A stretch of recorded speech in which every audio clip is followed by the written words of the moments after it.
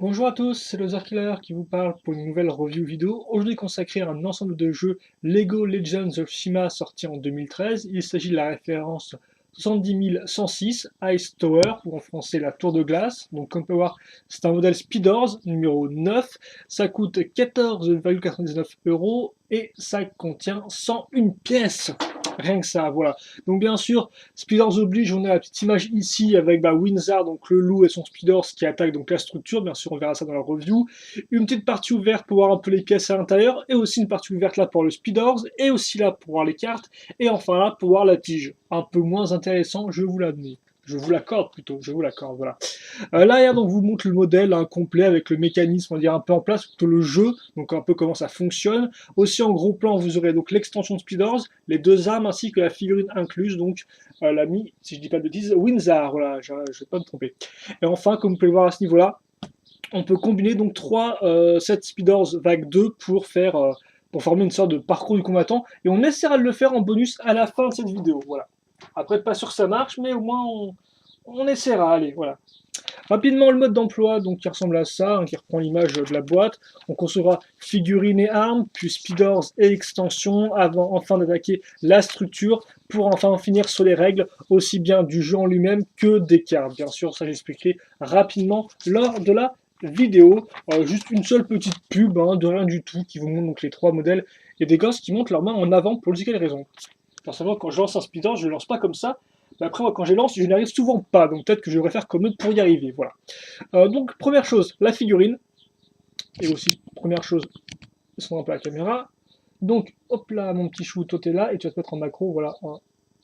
C'est génial. Donc, attendez, je vais mettre. Parce que voilà, j'aurai une belle lumière comme ceci.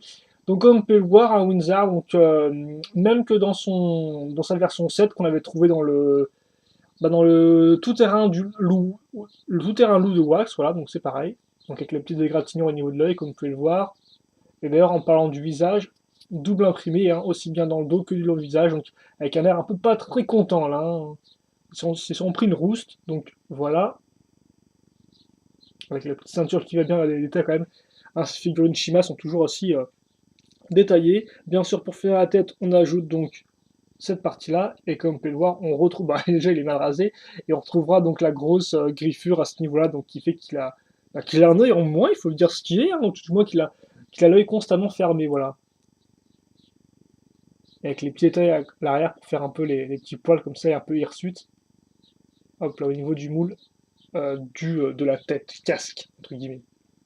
Voilà, on passe maintenant aux armes, donc la première arme, ce que j'appelle moi arme secondaire, c'est celle-ci, et pour une fois c'est pas trop mal parce qu'on n'a pas juste une seule pièce, pas juste une seule lance, là c'est en trois pièces, donc c'est déjà un peu mieux, donc une sorte un peu de bâton qui crache du feu, donc c'est assez intéressant, donc pour l'arme secondaire, et pour l'arme primaire, ou aussi arme un peu élémentaire, vu qu'elle est énergisée au chi, comme vous pouvez le voir avec la pièce rouge transparente, enfin c'est moi ce que j'en tire comme conclusion, eh bien une petite hachette, un manche, plus pièce circulaire, plus bâton, plus enfin petite hache, égale donc une hachette à double tranchant, donc le tout en noir et rouge, assez dark. Mais voilà.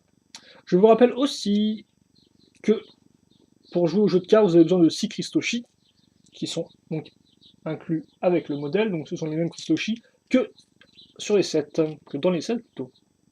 Alors, spécialement nouveau, mais vous en avez 6, donc si vous aimez ça, eh bien, vous êtes servi. On passe ensuite au Speeders, donc avec la base, qui est identique entre tous les différents animaux, rien de différent à ce niveau-là. Idem pour la façon dont on va placer le loup ici, donc sur les 4 tenons. Vous noterez avant le trou juste ici qui servira à faire passer la tige et donc à activer les côtés un peu roudentés de la roue sur les côtés. Voilà. Et vous remarquerez aussi les gros trous qui serviront à caser donc, eh bien, là, cette, je vais y arriver ou quoi? Qui vont donc servir à caser donc la carrosserie en fait du Speeders, on va appeler ça comme ça, quitte à faire donc la carrosserie du Speeders, comme vous pouvez le voir. Et d'ailleurs, il faut le noter, eh bien, ce n'est pas nouveau du tout ça, parce que cette carrosserie-là était déjà utilisée avec Warriors, si je dis pas de bêtises, dans la citadelle Aigle. Donc elle avait exactement le même, rien de spécialement différent. D'ailleurs, je me demande si c'est pas aussi... Non, écoutez, j'ai l'impression que c'était un peu proche du moule de Wax, mais non, est rien. C'est enfin, non, c'est du design de Wax, parce que le moule est le même, bien sûr, c'est le moule visage loup, voilà, comme ça. Mais non, effectivement, c'est un autre imprimé, mais par contre, le même imprimé que celui donc, de la CDL Aigle, hein, donc avec Worries, voilà.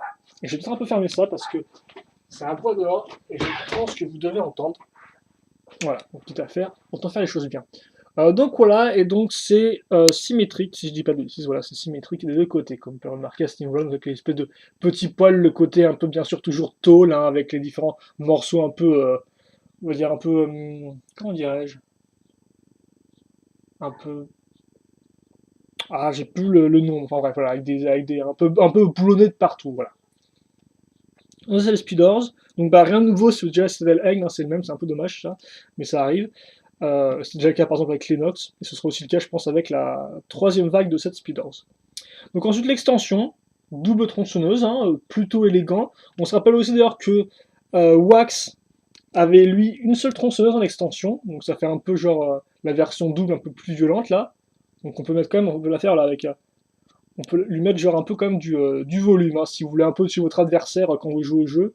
Vous pouvez quand même un peu, un peu gruger en changeant l'orientation des tronçonneuses. Voilà.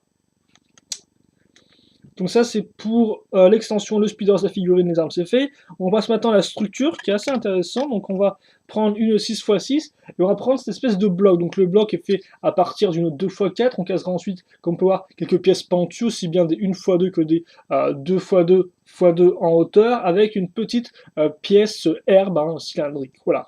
Et donc ça on va le faire x4, donc x4 en comptant celle-ci. Donc ensuite on va prendre cette pièce là qu'on va ajouter à ce niveau-là. Seule différence, c'est qu'on a rajouté, comme vous pouvez voir, une x3 et une petite pièce pentue ici. Mais pour tout le reste, c'est pareil.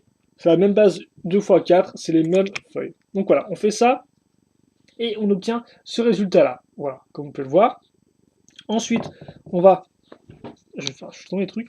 On va prendre donc, cette partie-là, comme vous pouvez le voir. Donc on aura une pièce lisse et les coins, ce seront donc, des petites pièces pentues. Alors par contre, il faut juste que je me...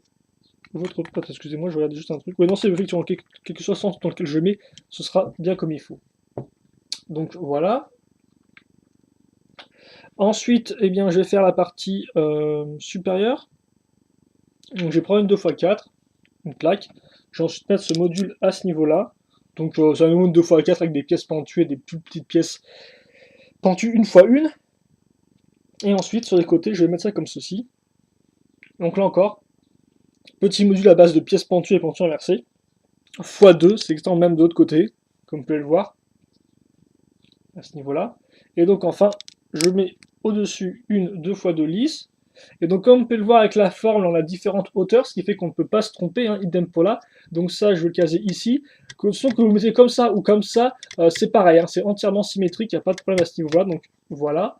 Et donc enfin, pour finir ma tour de glace, hein, vu que c'est effectivement le nom du set et ils ne nous ont pas pensé sur le contenu, eh bien je vais mettre ces pièces-là. Donc comme vous pouvez le voir, petite pièce transbleu, aussi bien cylindrique 2x2 qu'une pièce, on va dire, qui sert normalement à faire un météore, enfin une moitié de météore. Donc là encore en bleu pour faire un peu une sorte de cascade de chi. Donc ça, je le mets ici.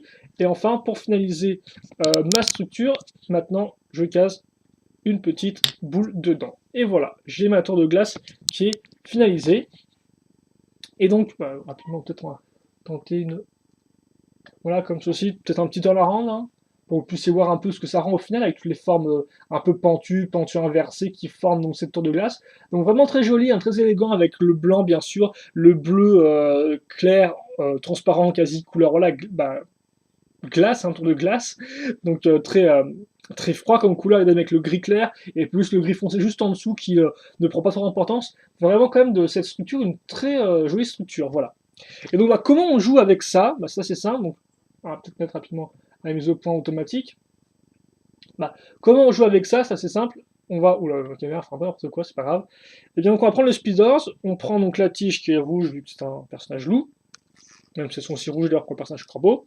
Donc on enfonce dans le trou que je mentionnais tout à l'heure, hop là, comme ceci, et après on tire un grand coup, ce qui fait que la roue va tourner toute seule, et après on n'aura plus qu'à poser le véhicule sur le sol pour qu'il continue tout droit, quoi. Et donc bah, le but, c'est assez classique, hein. C'est je tire, je lance, et voilà, j'essaie d'exploser la tour, et l'idée en fait...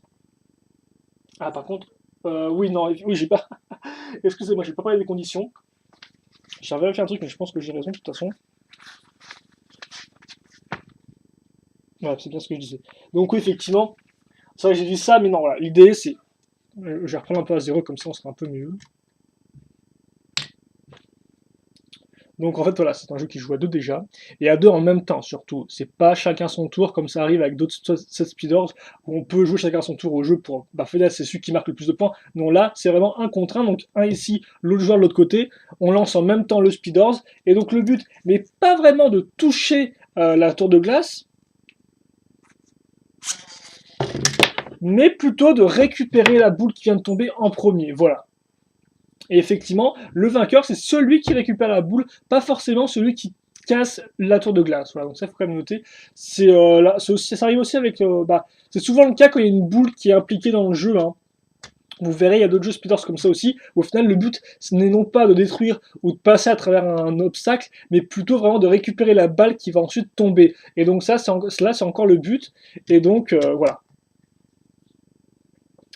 Donc, bah écoutez, je pense que c'est tout. Donc, bah forcément, celui qui gagne, il gagne quoi? Eh bien, il gagne le droit eh bien, de jouer ses cartes en premier.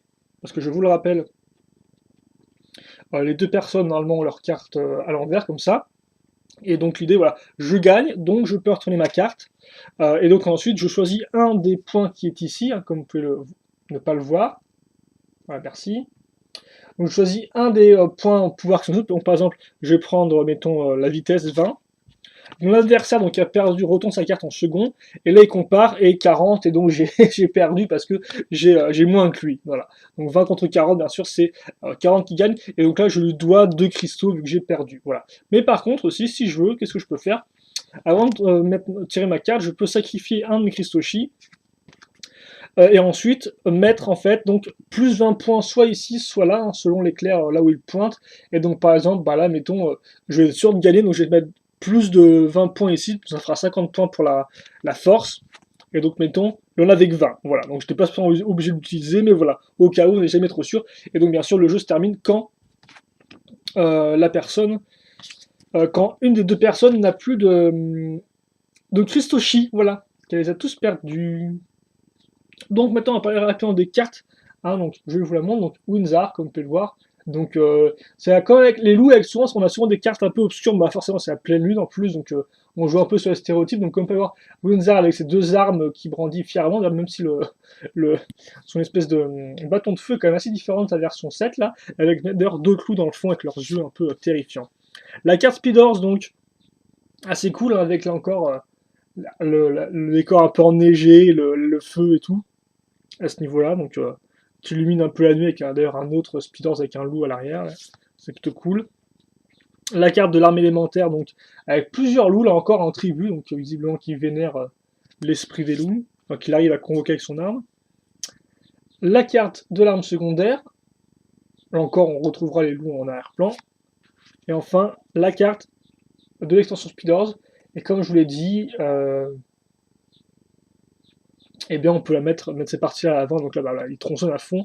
Et d'ailleurs, ouais, il tronçonne surtout, et il fait tomber les stalagmites sur le pauvre Léonidas, ouais, excusez-moi, Léonidas qui est donc à l'arrière, hein, et donc il se prend tout dans la tronche, donc c'est assez violent. Alors, encore une fois plus avec son bâton de feu euh, brandi en l'air. Donc bon, écoutez, je pense qu'on a fait le tour sur la tour de glace, hein, donc, par contre peut-être pas trop fermer ça parce que ouais, sinon on verra pas tout. Hop là, donc toi t'es gentil, comme ceci. Et donc je pense qu'on a fait le tour. Donc bah moi qu'est-ce que je retiens de ce modèle-là, ce speeder, est-ce que je vous le conseille ou pas? Je vais pas vous le conseiller. Alors moi ce qui m'a plu, c'est déjà bah, la structure en elle-même. Je pense que c'est la structure qui demande peut-être le plus de petites pièces, à part peut-être pour le speeders de l'Onida justement.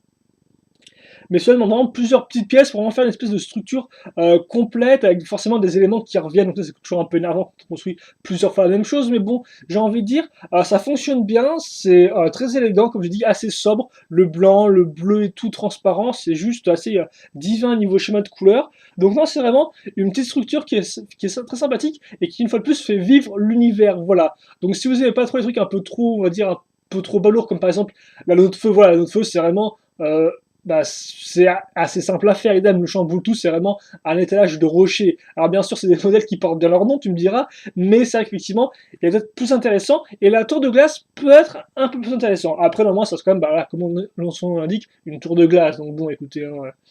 Mais en tout cas, moi j'ai trouvé ça assez fun, et je trouve le résultat final assez vraiment élégant. Voilà, je vais mettre ça un peu comme ça. Idem d'ailleurs pour les armes, on pourra noter quand même la chouette idée d'avoir mis une arme secondaire qui avait en plusieurs éléments. Alors ça reste simple, mais c'est plutôt cool. En plus, comme elle est mise en avant sur les cartes, c'est plutôt sympathique. Voilà, la seconde arme aussi est ma foi est ok. Alors après, c'est sûr c'est noir. Moi, j'aime un peu plus des fois les couleurs claires, mais là, c'est vraiment une question de goût, quoi. Ça n'influe pas du tout sur le modèle. Alors par contre, je suis en train de me rendre compte que voilà, peut-être un peu centré tout ça. Ça n'influe pas vraiment sur le modèle, ce que je raconte là. Et donc ensuite, pour ce qui est des cartes, là encore, c'est très subjectif. Personnellement, moi, je pense avoir vu des meilleures cartes que ça. Après, par contre, je l'ai pas mentionné. Est-ce que le deck est d'un bon niveau? Alors, laissez-moi voir ça. On est bien avec Windsar. Et non, Windsar est dans la moyenne, la moyenne. Il a tout dans la moyenne. Il a rien de particulier. Il est dans la moyenne basse, donc avec 510 points cumulés. Si on cumule tous les points, tous les 4 pouvoirs de chacune des cartes, on obtient 110 points. Et ça fait partie de la moyenne, ce que j'appelle la moyenne basse. Voilà. Donc ouais, effectivement, il n'a pas un deck spécialement très avantageux. Et après, pour ce qui est du jeu en lui-même, j'ai envie de dire, c'est quand on a construit plusieurs speeders par le passé, c'est pas spécialement plus intéressant, parce que ça c'est encore un principe au final de je détruis, puis je récupère la petite boule. Il y a assez peu de variantes qu'on peut faire, à part si ce n'est peut-être la personne qui détruit par exemple, chacun son tour, le plus de morceaux, vu que c'est divisé en trois, et comme vous avez pu le voir, même en lançant moi, j'ai pas spécialement réussi à vraiment tout, exploser toute la tour. Donc oui, on peut faire des petites variantes, mais après voilà, je pense qu'en termes de jeu, il y a plus intéressant. Voilà. Néanmoins, comme j'ai dit, avec et aussi oui, on peut aussi noter le Speed Horse qui effectivement revient. Donc bien sûr, la Citadel Aigle étant assez chaud à trouver, plutôt cher, c'est bien d'avoir une alternative, mais pour ceux qui ont déjà la Citadel par exemple, ce sera pas spécialement une nouvelle chose, quoi. Idem d'ailleurs pour ceux qui achètent ce modèle en premier et qui ensuite veulent se plier à Citadel, ce sera pas spécialement nouveau, voilà. Mais donc globalement, j'ai envie de dire,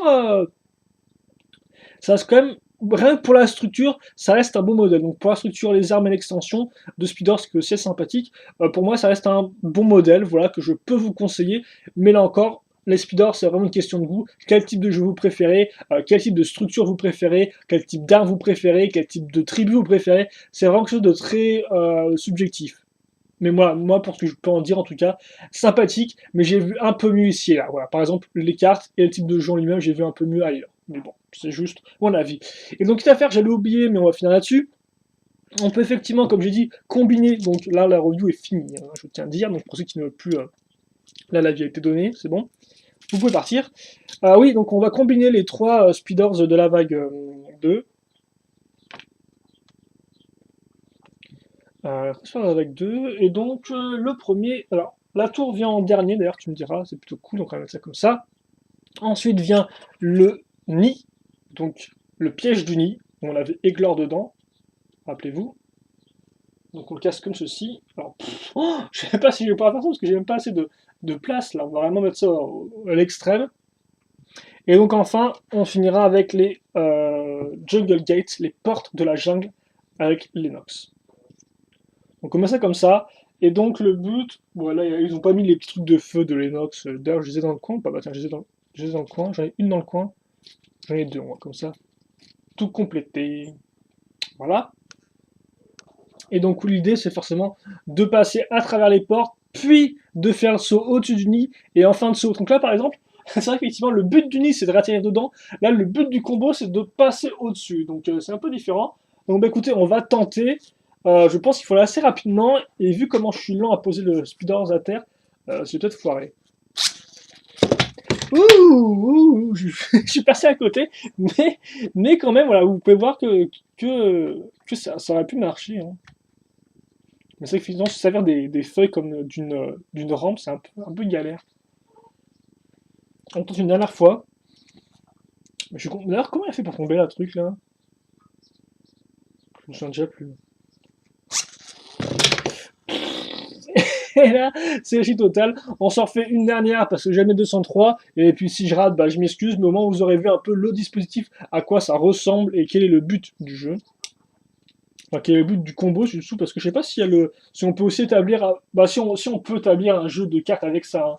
Forcément, celui qui se vote n'a rien, et celui qui y arrive, bah, a le droit de tirer sa carte en premier. Ouh, encore au-dessus, donc ça se trouve, il faut encore lancer le Speeders de plus loin pour qu'il prenne un peu moins de vitesse.